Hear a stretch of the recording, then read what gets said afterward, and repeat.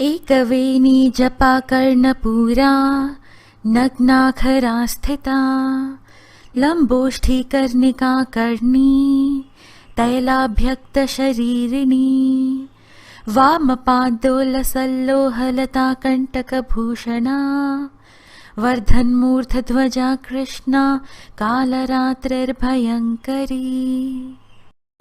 जय माता दी दोस्तों, राधे राधे। आज नवरात्रि के 7वें दिन माँ कालरात्रि की उपासना का विधान है। इस दिन आदिशक्ति की आंखें खुलती हैं। शास्त्रों के अनुसार बुरी शक्तियों से पृथ्वी को बचाने और पाप को फैलने से रोकने के लिए माँ ने अपने तेज से इस रूप को उत्पन्न किया था। इनका नाम शुभांकरी भी है। इनके शरीर का रंग घने अंधकार की तरह एकदम काला है। सिर के बाल बिखरे हुए हैं। गले में कड़कती बिजली की माला है। इनके 3 नेत्र हैं। इनसे विद्युत के समान चमकीली किरणें निःसृत होती रहती हैं। माँ के श्वास प्रश्वास से अग्नि की भयंकर ज्वालाएं निकलती रहती हैं। ये ऊपर उठे हुए दाहिने हाथ की वरद मुद्रा से सभी को वर प्रदान करती हैं। दाहिनी तरफ का नीचे वाला हाथ अभय मुद्रा में है। बाएं तरफ के ऊपर वाले हाथ में लोहे का कांटा तथा नीचे वाले हाथ में खड्ग है। इनका वाहन गर्दभ यानी गधा है। इस दिन साधक का मन सहस्त्रार चक्र में स्थित रहता है। कथा के अनुसार पूर्व काल में शुंभ निशुंभ नामक असुरों ने अपने बल के मद से इंद्र का त्रिलोकी का राज्य छीनकर स्वयं ही उनका उपयोग करने लगे। इस तरह से दैत्यों द्वारा निकाले हुए देवता अपराजिता देवी का स्मरण करने लगे। इस प्रकार जब देवता स्तुति कर रहे थे तो उसी समय पार्वती देवी गंगा में स्नान करने के लिए आई। तब उनके शरीर से प्रकट होकर शिवा देवी बोली, शुंभ दैत्य के द्वारा स्वर्ग से निकले हुए और निशुंभ से हारे हुए यह देवता मेरी स्तुति कर रहे हैं। पार्वती के शरीर से अंबिका निकली थी, इसलिए उनको संपूर्ण लोक में कौशिकी कहते हैं। कौशिकी के प्रकट होने के पश्चात पार्वती देवी के शरीर का रंग काला हो गया और वह हिमालय पर रहने वाली कालिका देवी के नाम से प्रसिद्ध हुई। फिर शुंभ और निशुंभ के दूत चंडमुंड वहां आए और उन्होंने परम मनोहर रूप वाली अंबिका देवी को देखा। फिर वह शुंभ के पास जाकर बोले, महाराज, एक अत्यंत सुंदर स्त्री हिमालय को प्रकाशित कर रही है। वैसा रंग रूप आज तक हमने किसी स्त्री में नहीं देखा। हे असुरेश्वर, आप उसको ग्रहण कर ले। वह स्त्री स्त्रियों में रत्न है। वह अपनी कांटी से 10 दिशाओं को प्रकाशित करती हुई वहां स्थित है, इसलिए आपका उसको देखना उचित है। चंडमुंड का यह वचन सुनकर शुंभ ने विचारा कि सुग्रीव को अपना दूत बनाकर देवी के पास भेजा जाए। प्रथम उसको सब कुछ समझा दिया और कहा कि वहां जाकर तुम उसको अच्छी तरह से समझाना और ऐसा उपाय करना जिससे वह प्रसन्न होकर तुरंत मेरे पास चली आए। भली प्रकार समझाकर कहना। दूत सुग्रीव पर्वत के उस रमणीय भाग में पहुंचा जहां देवी रहती थी। दूत ने कहा, हे देवी, दैत्यों का राजा शुंभ जो इस समय तीनों लोकों का स्वामी है, मैं उसका दूत हूँ और यहाँ तुम्हारे पास आया हूँ। अब जो कुछ उसने कहला भेजा है वह सुनो। मैं तुम्हें संसार की स्त्रियों में रत्न मानता हूँ, क्योंकि रत्नों का उपभोग करने वाला मैं ही हूँ। अब यह मैं तुझ पर छोड़ता हूँ कि तू मेरे या मेरे भाई निशुंभ की सेवा में आ जाए।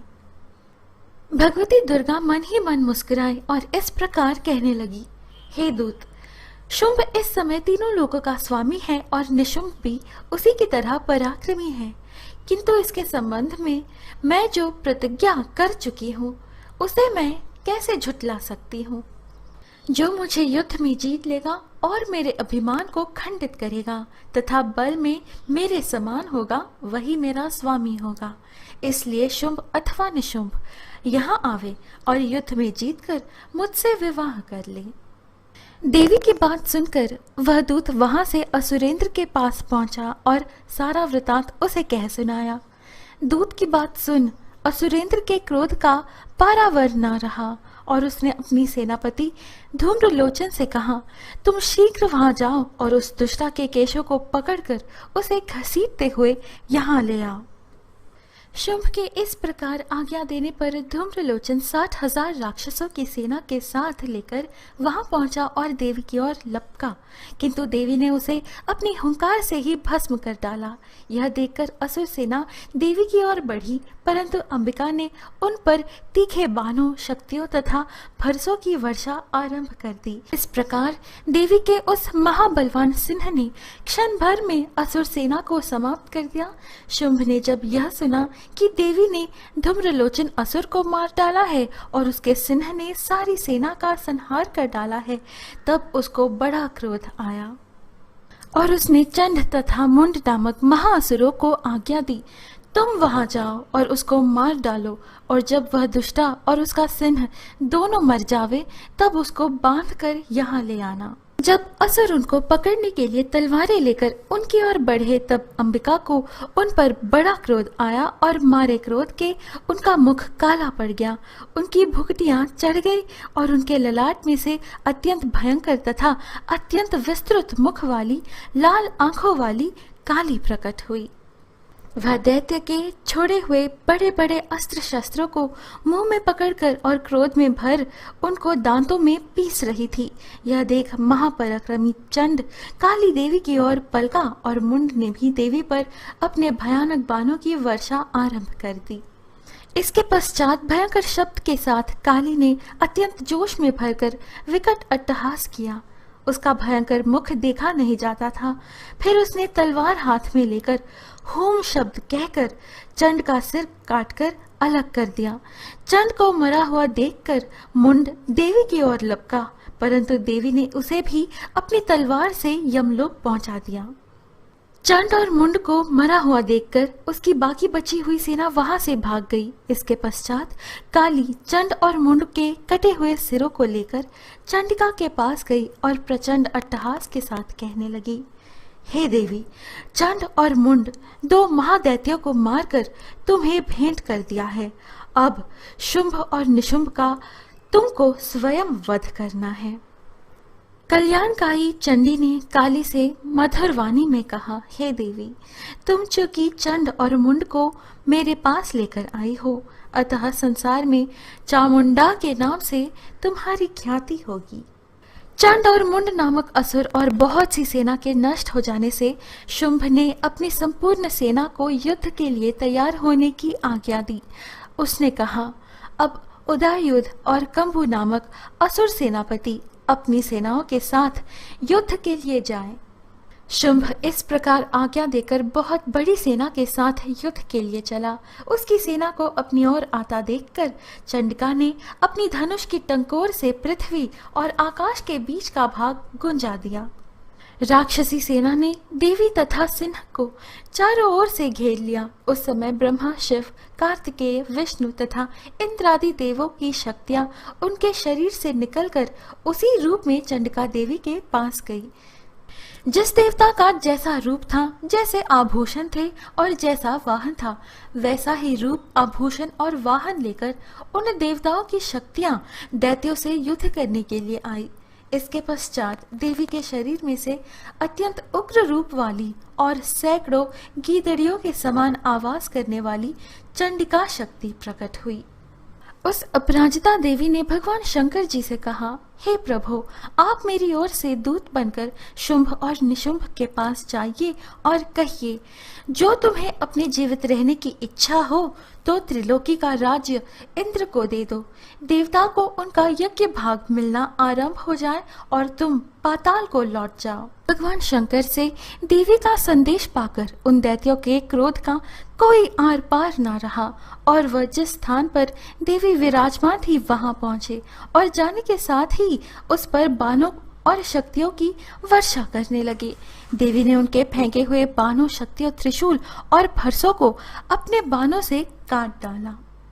इस तरह क्रोध में भरे हुए मातृगणों द्वारा नाना प्रकार के उपायों से बड़े बड़े असुरों को मरते हुए देखकर राक्षसी सेना भाग खड़ी हुई और उनको इस प्रकार भागता देखकर रक्तबीज नामक महापराक्रमी राक्षस क्रोध में भरकर युद्ध के लिए आगे बढ़ा।